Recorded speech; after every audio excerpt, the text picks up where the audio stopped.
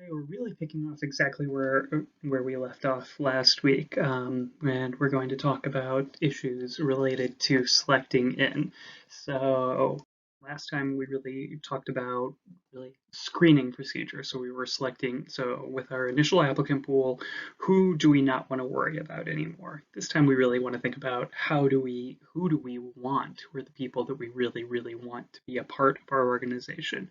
And to get this, we really have to understand the concept of validity, and that predictive power is one major element here. But in terms of the quality of our decisions, we're going to need more than just predictive power. So we really do have to understand selection ratio and base rate, which I mentioned last time. We looked at the ideas in a bit of detail, but not much. And then we really are going to try to deal with the concept of utility, which is really focused on the idea of essentially what is the economic value of our selection system in terms of like how much usually this can be conceived of as either a cost or a benefit. It's easiest to think about in terms of the cost savings that a selection system gets us. So we're also going to try to understand how we can put together all of the information that we collect. So we're going to mostly think about like multiple regression versus a hurdle model. And I mentioned the hurdle model last time, and in fact, kind of the diagram of screening out and selecting in decisions and recruitment came into play here. And we're also going to talk a little bit about clinical versus mechanical methods of combining information. And this is something that, well, people in general don't, it's a concept that people don't really love.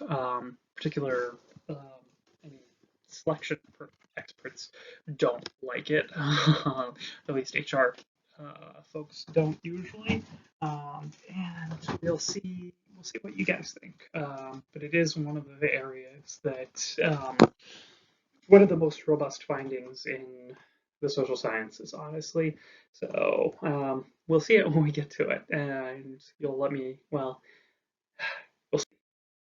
So the main thing is that we've dealt with, and I talked about this last time. Like this slide should look very familiar because we did talk about this concept. So the validity coefficient. Usually, we're just going to be indexing this by the correlation coefficient for whatever our predictor test is. So we'll have, there we go. We'll want, you usually are, just like last time, our y-axis is going to be performance, and then our x-axis is going to be there we go, our selection test. And again, I've mentioned this, I usually use ovals, and this will be clearer when they're in the slides. Ovals to represent the validity of the selection test.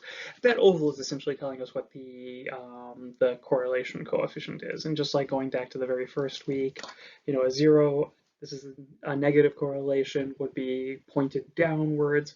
A zero correlation would be essentially be a circle, and a positive correlation will be an oval pointing up. I think I got the angles right there for you guys. So this would actually be a pretty strong positive correlation. Now, once we want to go and talk about how we're making predictions, like we want to talk about a person's level of predicted performance, we don't just need the correlation, we need the full regression line there. And I've drawn this as a non-standardized regression. So the y-intercept is up here. We could standardize this such that the intercept would be 0, and we wouldn't have to worry about it. Either one's fine. All we're really concerned with is, like on whatever our performance metric is, like based on our selection, what would be a person's predicted annual sales, their supervisors predict the ratings of the supervisors predicted performance ratings. Sorry. Um, Selection ratio, I mentioned this last time, I'll just review it here. The proportion of applicants that are actually selected into positions. So we can think about it this way. Let's say, did I get out? Actually, just got another one. So let's say this is,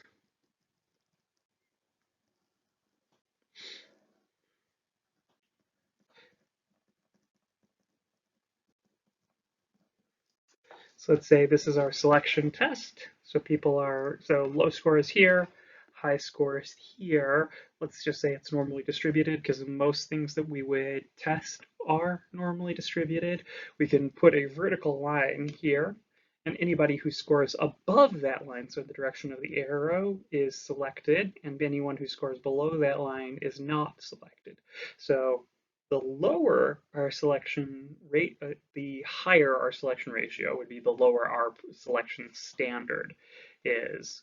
So if we like admitted 80% of the people that we tested, we'd have a very high selection ratio. So like that means we would select 80% of our applicant pool. Whereas if we're more selective, our, it's up here, maybe we select 1% of our applicants. So something like, in the United States, at least, highly selective universities tend to have a 10% or lower selection ratio. So like Harvard gets thousands upon thousands of applicants every year, and they select, I think, around 3 to 4% of the applicants into each admitted class at Harvard, for instance. Similar standards apply to other selective universities, and the same thing applies to any job that we're talking about. If like maybe with something like call center operator, where basically we need a warm body to do the job, we're probably going to select everybody who can spell their name correctly on their resume, right? Um, so we're going to have a nearly 100% selection ratio there. Whereas, a job like even this job, right? Like typically for a tenure track faculty job like I have, there are something like between 70 and a couple of hundred applicants for every open position. So selection ratio is that ratio, the ratio of the total applicant pool to the number of people who will actually be selected into the job. So the larger the applicant pool for any given set of vacancies you have, the higher your selection ratio. And the basic idea of selection ratio is it's how picky are you, right? The pickier you can be, the better choices you're likely to make. So, if I'm able to take 1 out of 100 people, that's better than 1 out of 10, generally speaking. Now that, if it's the same person, you it's going to be the same quality decision. It's just like, since it's always different people, this is statistical, it is a stochastic system. If the more people I have to choose from, the top person in more people is likely to be better than the top person in fewer people. Similarly, the base rate is also something that affects the quality of our decisions, and this is essentially the proportion of individuals in the population that can perform the job at least a minimally acceptable level. And so if we kind of put back in our y-axis here,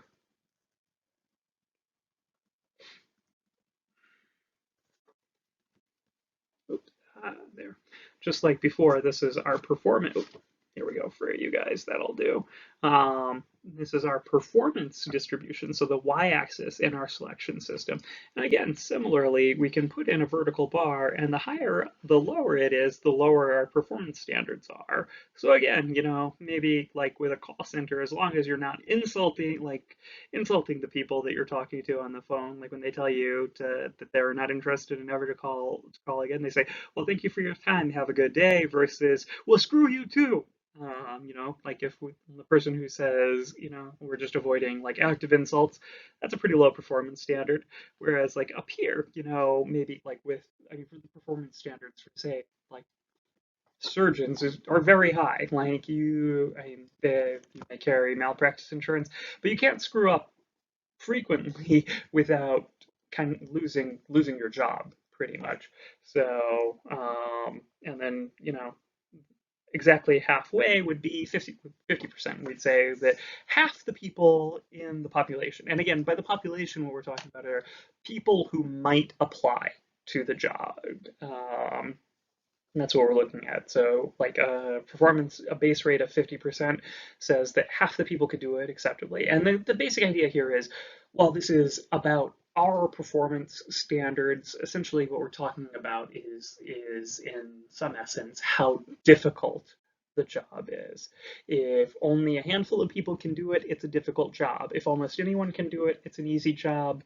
If about half the people can do it and half the people can't, that's a medium difficulty job.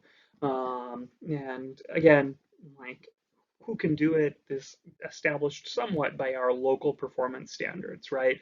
So different companies in the same industry might have different standards, right? So maybe sort of like a fly-by-night construction company will hire people who are minimally competent in building a house, whereas like a better company will not tolerate the same lax standards that that other one does, right?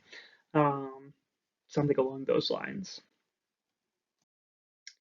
Now, in terms of quantifying validity, we need to talk about correct versus incorrect decisions. We really talked about that last week, so I'm not going to spend a lot of time here. Just a reminder that there are two types of correct decisions and two types of incorrect decisions.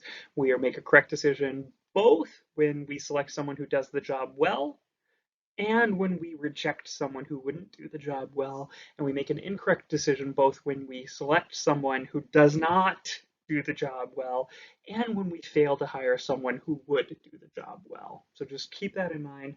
Same thing that we talked about last week. Again, those apply to both screening decisions and selection decisions, like the types of correct and incorrect decisions we make. There's no distinction in typology of errors, whether we're selecting people in or out. Just essentially the purpose of what we're doing differs. So here, this should look familiar too. We've got our different kinds of correct decisions. I'm going to put a big green one here. So we've got our, oh, that's more yellow. Here, let's try this guy. So this is a correct decision. This is correct decision, right? So we're saying, so this is the vertical line that represents our selection cutoff. That is basically establishing our base rate. And again, we're seeing here that I put it at right around the middle of the distribution. So that's about 50%, like, so we're rejecting half of the applicants. And again, the same thing with the performance standard, that's setting the base rate. And again, it's about 50%, right? So people who are on this side of the performance standard are selected, right?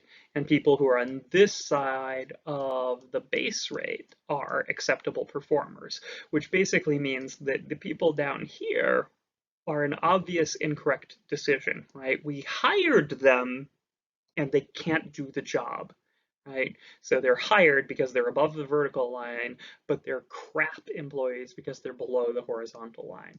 So these are incorrect decisions. Less obvious is over here. These are also incorrect decisions. Like these are essentially people who don't test well, right? They scored below threshold on our selection test, right? They interviewed poorly, they did badly on the exam, they didn't present themselves in the best light, whatever it is, right? So we didn't hire them, but had we hired them, they would have done the job well, right? Now, this is where things get a little tricky because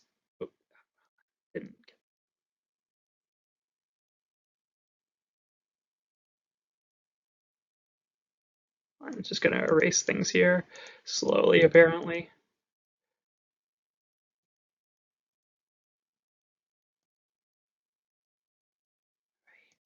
There we go. Because we only observe people up here, right? people like down here, we didn't hire them, so we have no idea what's actually going on over here. So this, if you remember back to the beginning of this semester, back to the methods thing, this is something that we would call, this is restriction of range. So since we don't hire anybody down here, oh, we don't hire anyone down here. We only see this. So this may be what the actual correlation looks like, but we don't observe performance on anyone over here. So in our sample, our correlation is going to look a lot closer to 0, right? But the nice thing is we do actually observe the entire selection test score. So if we observe whatever, if we can correct for attenuation, we can actually correct for range restriction statistically by taking our observed correlation here and the variation here, and then correcting this to what it should, to an estimate of what the full range correlation would be for what it's worth. So again, just to label things, correct decision, we accepted people, correct decision, we rejected them. Here, both correct. Here's one of our incorrect decisions, a false positive, right? The person tested well, but they don't perform well, so we hired them, and that was a mistake. And false negative, they didn't test well, so we didn't hire them, but they could do the job. So this is a false negative because we didn't hire them, but they would have done well, right? Negative being the idea that we chose not to hire them, right? The terminology here and here really come from diagnostic testing in medicine or drug testing or something along those lines. So false positive is like somebody who like um, well, false negative is easier. This is like even though this was a little bit manipulated, but like all those times Lance Armstrong tested negative for performance enhancing drugs, those were false negatives, right? Versus a false positive. Anyone who's ever been incorrectly accused of using performance enhancing drugs or something along those lines, they're over here. So take one on selection ratios and base rates. So let's say our firm has 10 openings in widget design. We recruited people and we got 100 applicants. So we're going to hire 10 people. So 10 out of 100, it gives us a selection ratio of 10%. But let's say now widget design is pretty complicated, so only about 30% of people can do it well enough to meet our company's standards. So that's our performance standard. Fly by night widgets down the road, maybe they think 50% of people can do it well enough. So that's their performance standard. So the base rate is always tied to what we consider minimally acceptable performance in our organization, right? So we have a base rate of 30%. 30% of the people can do it well enough, 70% can't. So that translates roughly into here. So I've just adjusted these lines up in both cases. So we have a pretty strict selection cutoff. We have a pretty strict performance standard. And the basic idea is as we slide these things around, what we're doing is we're changing the amount of space in this oval, which represents, again, our scatter plot. It represents our correlation. This is a pretty strong correlation here, right? So I'm saying R of about 0.7. So that's a really good correlation. Like whatever we're using for selection really does predict performance pretty well, right? Here's our base rate. So again, what this is saying is this helps us out because now we have made this, which is a correct decision, right? This is all the people who couldn't do the job well enough and they're down here. So we reject an awful lot of people. And we're not hiring because our selection ratio is so small. Our selection standards are high. That means that this is really far this way, which makes this quadrant as small as possible, right? And here, these are the people we hire who do well. Basically, we want the ratio of this to be large. Oh, sorry, this here to this here. We want that ratio to be large. Right? Now, again, as we move our selection for the same correlation, the same validity coefficient, as we become pickier, so as we move our selection cutoff this way, this is always going to get bigger. As this is going to get small, like as we select fewer and fewer people over here, This is going to be bigger, so we're going to make more incorrect, not higher decisions. But again, those don't directly affect us, right? Those are purely opportunity cost, right? Those are people who we could have hired and they would have done well, but we didn't. These are the people who are good value, and these are people who are bad value. So we want all, depending on what our trade-offs are, we might, like, if it doesn't really matter that much, again, call center, right? Somebody doesn't do their job very well, nothing much happens. They probably get fired. There's a lot of turnover anyway. We're hiring people all the time. There's not much training. There's not much cost for recruitment, selection, or training. So not a big deal, right? Whereas again, compare that to something like I've said before, like a surgeon, for instance, right? A surgeon messes up, maybe our hospital gets sued.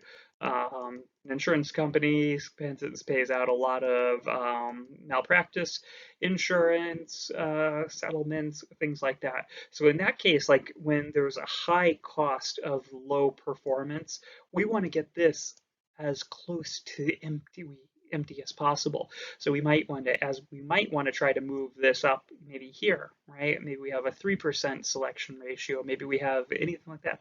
And again, as we lower our performance standard, we also minimize this section, but it makes this one larger as well, and this one smaller, right?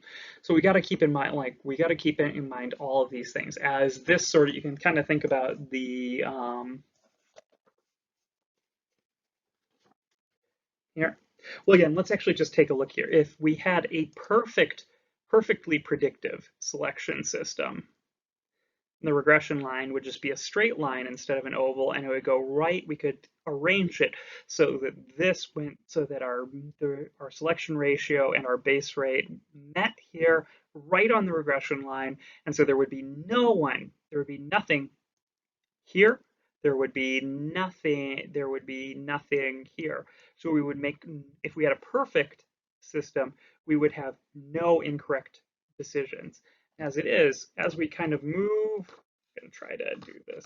You can think about our selection ratios and base rates being just these two lines, and they sort of move around. We can move them around independently of one another, but you can kind of think about it as sort of like this scope on a targeting system. And we're just kind of lining that up wherever it makes the most sense for us. And so depending on, and for the most part, we're probably not going to be changing our performance standards all that often. So probably the thing that we're going to try to do the most is how picky we can be. And we can do that in two ways. We can either raise our selection cutoff, or we can recruit more people. Because again, the larger sample we have to choose from, the larger the applicant pool, the lower our selection ratio is for the same number of decisions. So here's another one. Same selection ratio, same validity coefficient, but a lower performance standard. So our base rate is now, instead of 30%, our base rate is 50%. And again, so you can see here, by having this lower performance standard, we've really made this chunk over here where we're making incorrect decisions, false positives, incorrect hires, we're making that real small. Like, we're not hiring very many people who don't do the job well enough. And again, partially that's because just our performance standard is lower. Fewer people screw up on the job. But as a result of fewer people screwing up on the job, since we've kept our selection ratio the same, we're making more mistakes over here. We're passing over a lot of people who could do the job well enough if we just hired them. And we're doing that by essentially making fewer of these correct decisions. We're correctly not hiring fewer people than we were for the higher base rate. Here we've lowered we now, compared to that last one, we've kept the same base rate, so 50% of the people could do it, but we've lowered our selection cutoff. Now this has again increased this incorrect decision, but by making this, we're making fewer of these incorrect decisions and more, so I should make that green, and more of these correct decisions and fewer of these correct decisions, right? So now we've hired a lot more people who can do the job well enough. but at the cost of hiring more people who can't do the job well enough. This is made because the people who would otherwise have been in here are now over here, and people who are here are still here, right? So people like basically there are fewer people in our applicant pool who are both bad at the job and we don't select. So here, just to try to give like a second take on this, selection is just filling our job openings with people from the applicant pool, and we usually hire top down, so from best to worst. That's the way to think about selection. That's what I mean by select. That's what I mean by select in. So like this is our top candidate, second, third, fourth, fifth. Maybe the gaps are getting, I'm just illustrating the gaps could be getting bigger, could all be the same. It could be first by a mile, second candidate, third, fourth, fifth, 10th, something like that. So we take, let's say, first we take the basic idea here is like first we take the people with the perfect GPAs, then the people with the pretty darn good GPAs, and so on. And some of us would never get jobs if the world always worked that way, like my undergraduate.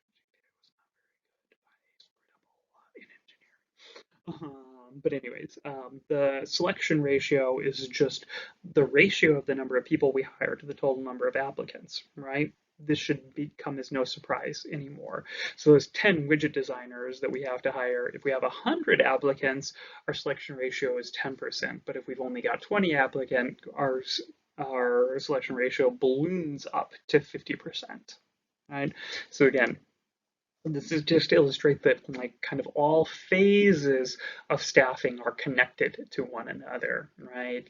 Like the better job we do at recruitment, like if we can recruit a large, highly qualified applicant pool, then we have, well, essentially what we've done is we have raised our performance standards while maintain and lowered our selection ratio at the same time, right?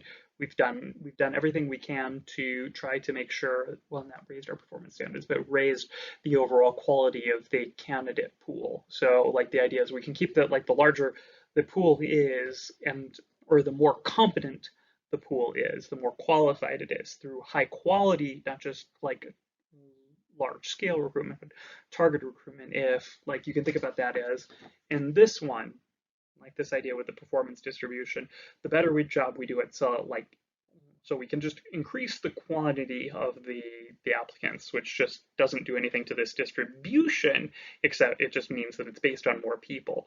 But if we do a good job of recruiting highly competent people, so we do it like targeted recruitment or something along those lines, but by basically increasing the quality of our applicant pool, we can shift this entire distribution towards the higher end. So we could still continue to have very high performance standards, but our base rate would actually increase because more people in our applicant pool, which is the population we're concerned about, can do the job acceptably well, right? Like we could have same high performance standards, but we could conceivably, with excellent recruitment, we could have a 100% base rate in our applicant pool. Like absolutely everybody who's in there could do the job adequately well, right? Um, that's probably never going to happen. Like even places like Google, where there's a massive self-selection, not a lot of dummies are applying to Google, but some dummies do, right? And some of those dummies get jobs. It's been known to happen.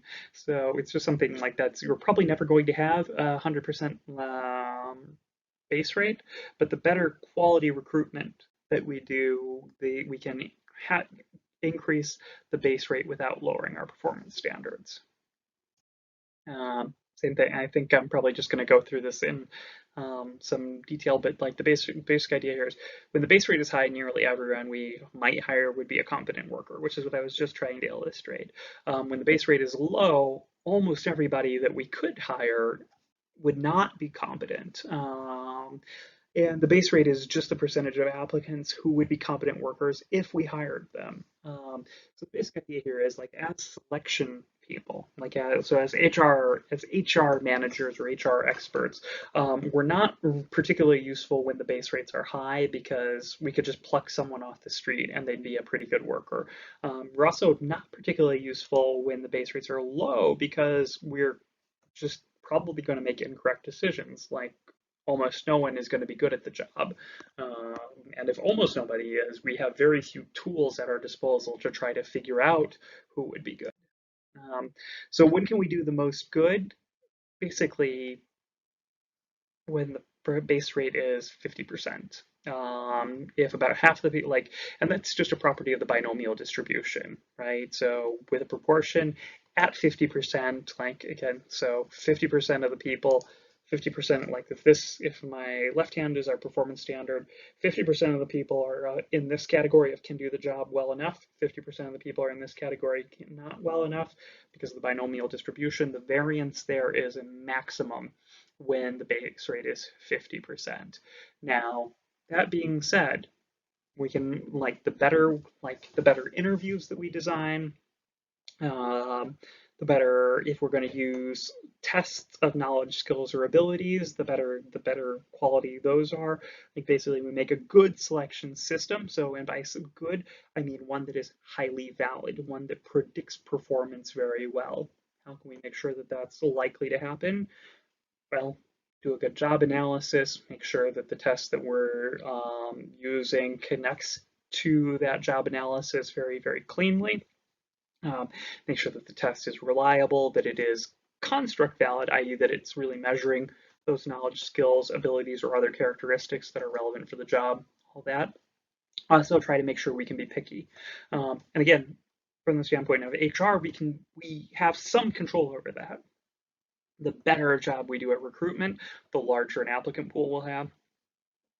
The larger the applicant pool is, the more picky we can be. So that's allowing us to have a favorable selection ratio. And by favorable, again, remember, that means the selection ratio is small. We get to be picky. We can have very high standards, right? Base rate I just explained, just due to the fact that this is a dichotomous standard. 50% is when it's maximally variable, and therefore we can do the most good. And to illustrate that, like how can we figure out how good we're doing? We can analyze the utility of the selection system that we're using. The basic utility equation is this. Utility is that's the expected utility of the system that we're using.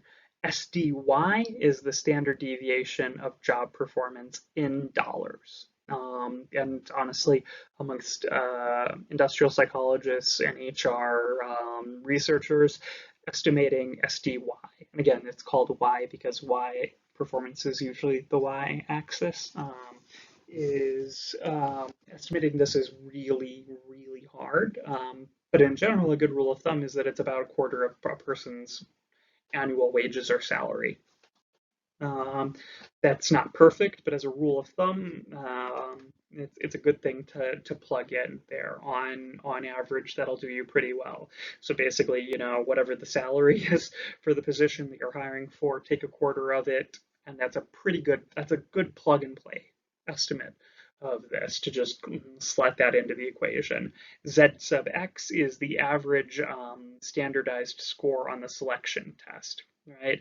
And so essentially what these two things are doing, our SDY is giving us some information that's related to the base rate. And again, it's telling us how variable performance is, and therefore that's connected to the idea of the distribution of acceptable versus unacceptable performance, which gets us at what the base rate is capturing conceptually.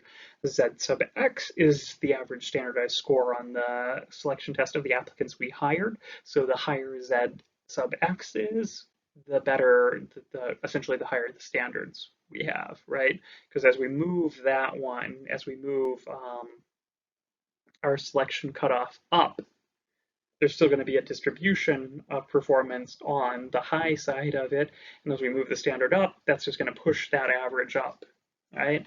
And then R of X and Y is just the correlation between the selection or whatever our selection measure is and our job performance criterion. So essentially you can see that this is like this basic utility equation is capturing what's like all three elements.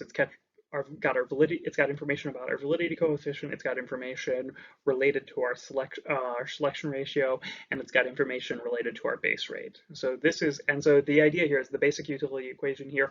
This is for a given decision, right? So this is saying like when we make a selection decision for a given job, one position in our organization, this is the utility related to it. Now, what we can do, what we can essentially do is also like to try to figure out the utility of all selections made using the selection system.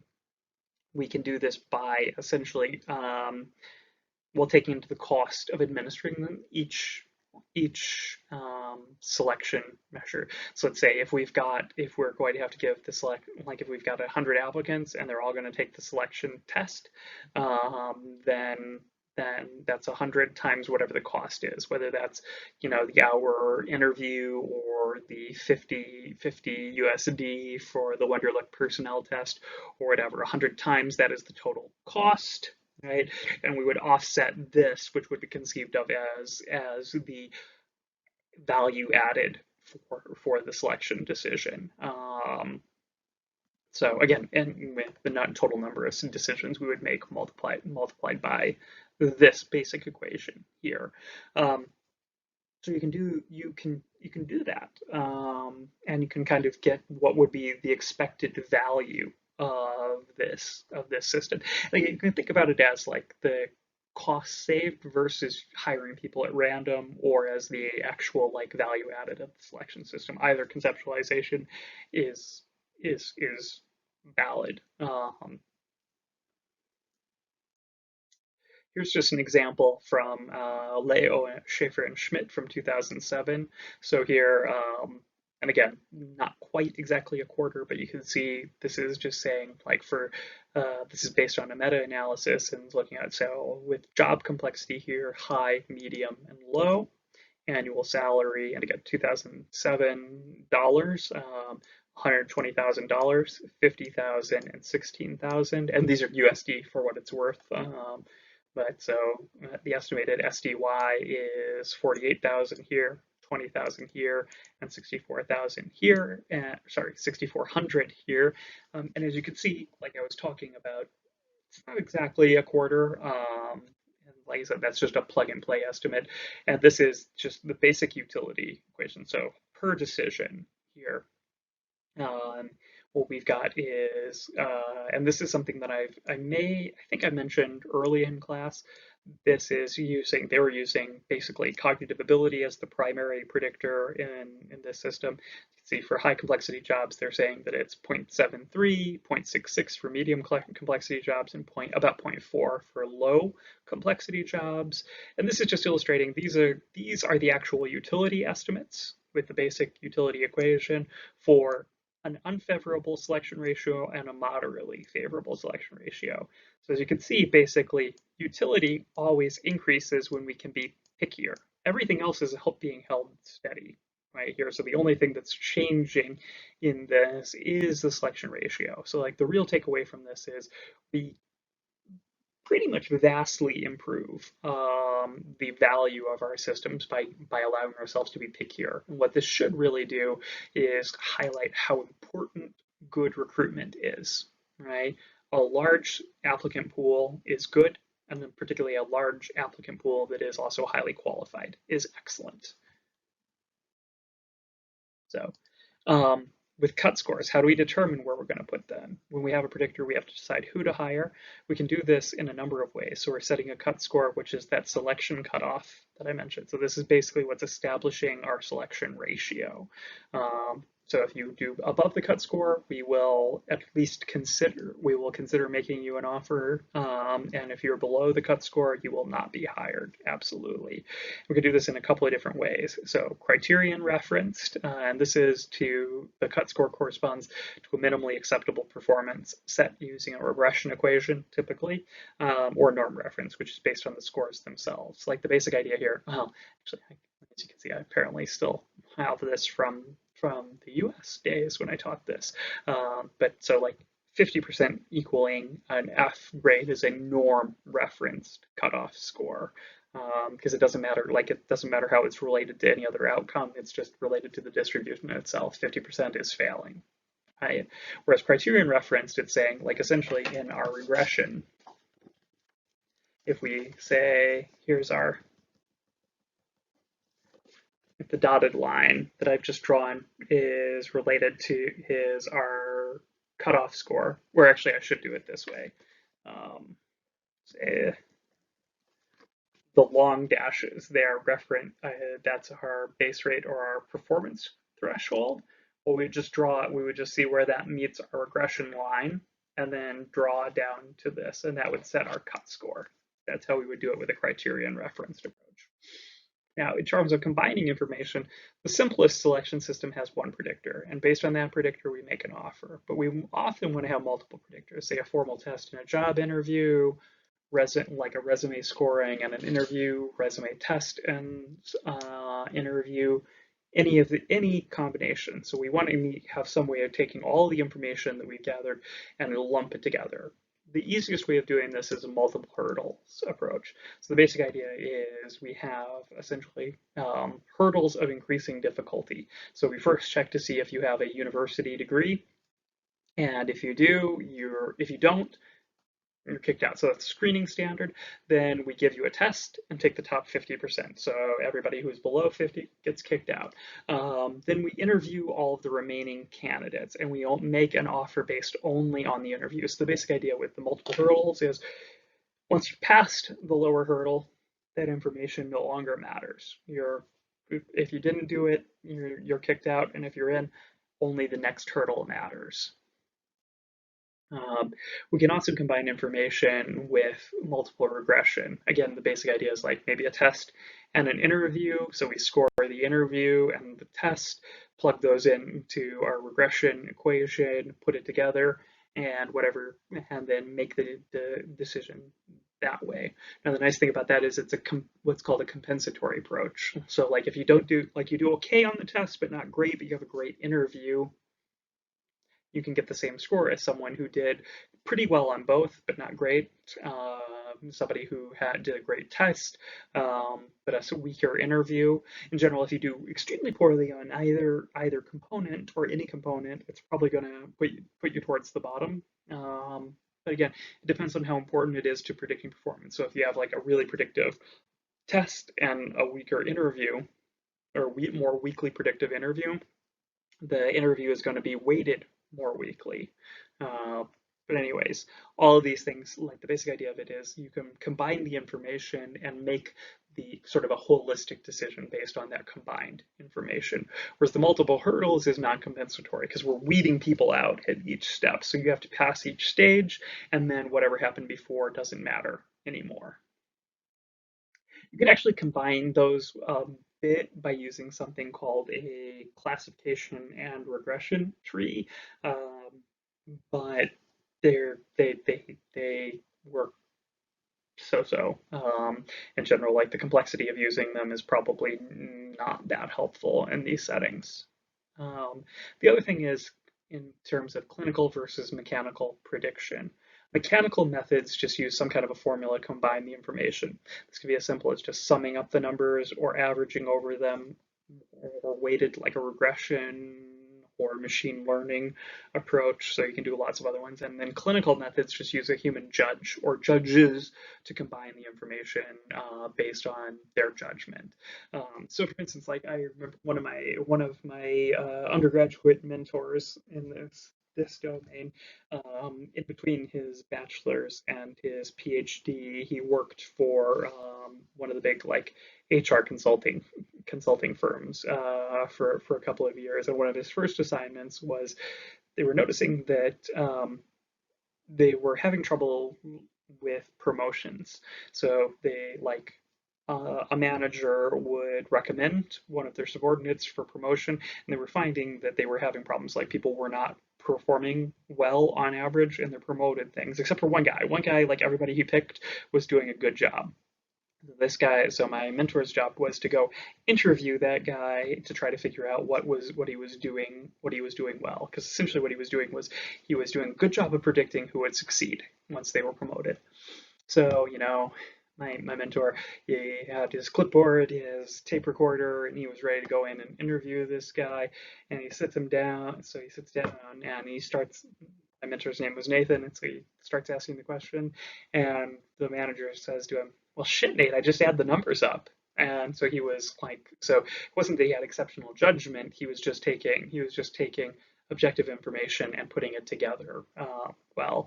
And the thing is that people don't like about this is we've known for quite a few years. So this goes back to a book by the psychotherapist Paul Meehl. It's referred to as his little black book in 1954, which is called Clinical versus Statistical Prediction. And what he found was mechanical methods generally produce superior decisions, right? So whenever you sort of like objectively combine information with a formula, no matter what the formula is, really it on average outperforms human judgment. And partially it's because it's always going to make the same given the same inputs, it's going to make the same decisions, whereas people given the same inputs don't, right? Like if you slept poorly one night or you had a really good conversation with a significant other or something like that, it can change your entire outlook, make you more negative, more positive.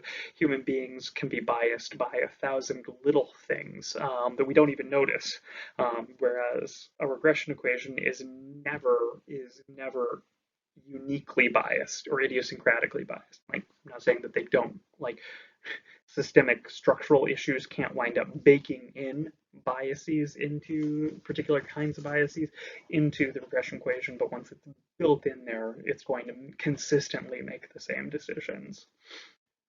So the one exception is with something like broken legs, which is called this because Meehl illustrated it with this idea, with this story, which is Professor Jones goes to the movies every Saturday night and then asks the question, it's Saturday, what is Professor Jones doing?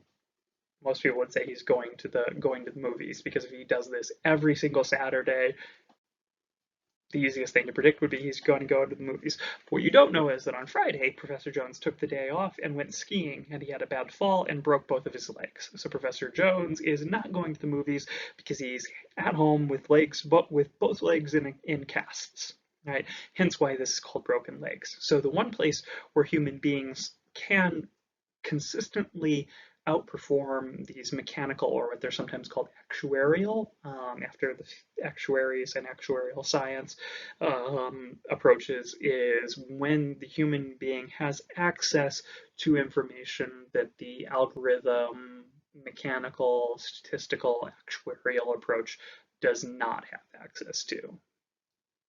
But again, broken legs can always be like if that means that people have access to information that the mechanical system doesn't. If you can find a way of encoding the broken legs information into a form that can then be incorporated into the mechanical system, then the mechanical system will always take that into account and apply that consistently. And so this is most important when you're making lots of decisions. So this is important. This is important in fields like, well, academic admissions, admissions to PhD programs, companies that do lots and lots of hiring, so like very large companies that do lots and lots of hiring. It doesn't apply very strongly to like your mom and pop kind of operations or very small organizations, even maybe modest, medium-sized enterprises. It's not really going to apply. Like if you're making a couple of selection decisions a year, whatever, you probably don't have enough data to locally develop a mechanical approach anyways, but even if you did, is it worth it? Maybe not. But if you're making lots of selection decisions, this is something worth keeping in mind. Um, uh, Sawyer followed up on this and distinguished the method of measurement and from the method of data collection. So mechanical collection is going to use objective tests, so things like cognitive ability tests, personality, vocational interest values, even like an objectively scored situational judgment test or biographical information blank or anything along those lines, um, as long as it's objectively scored. So something that you could give to a computer and it could score just as well as a human. Pardon me, I'm almost getting hiccups from talking.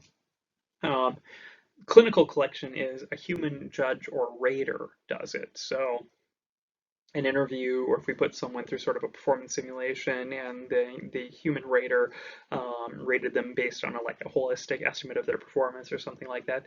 So mechanical collection, clinical collection. But then we can also combine them mechanically or clinically just the same way with the meal example before. So full clinical is clinical collection and clinical combination. So everything is done by a human judge. So we're like have a series of interviews that the human judge puts together. Full mechanical is mechanical collection plus mechanical combination. So all done actuarially. So maybe we give people like cognitive ability and a personality test, and that pumps through a regression equation, boom. Mechanical synthesis, on the other hand, is we can have mechanical and clinical collection, or fully clinical for that matter, plus mechanical combination. So you could have like cognitive ability test and interview that is mechanically combined. Clinical synthesis would be where we have same sort of thing. We could have mechanical or clinical collection. So again, say a cognitive ability test, an interview performance, and then it's clinically combined by a human or humans making a judgment based on the sum total of the information. And again, just like we saw, like the discussion with like mechanical versus clinical prediction, mechanical synthesis outperforms, even when combining clinically collected information. The bottom line here is that the key thing is to try to put the information together mechanically. People can be very good at collecting information, and this is no fault on that. So human beings are good, they're not all, but people can be very good interviewers, for instance, good judges of a person's performance in a role-playing exercise, a case and presentation, any other kind of simulation, like behavioral simulation. People can be very, very good at judging that. We're just not good at putting information together. We tend to do it unsystematically. And this is probably one of the most robust findings in psychology, that, all else being equal, mechanical methods outperform clinical methods of putting information together. But a lot of people like to ignore it. Even this, I'd say like once every decade or so, there is a meta-analysis and an opinion piece that like chides psychology departments for how they select PhD students. It's like, hey, we know better than this. We found it. We've known this for decades that you want to use mechanical synthesis. But we still don't typically. So the thing is, like, even if you just add the numbers up and don't use any fancy statistics, you're probably going to be doing better. Like the example of my mentor's, well, not boss, but superior in the organization. So just try to put yourself on the best footing possible here. All right, thanks, and have a good day.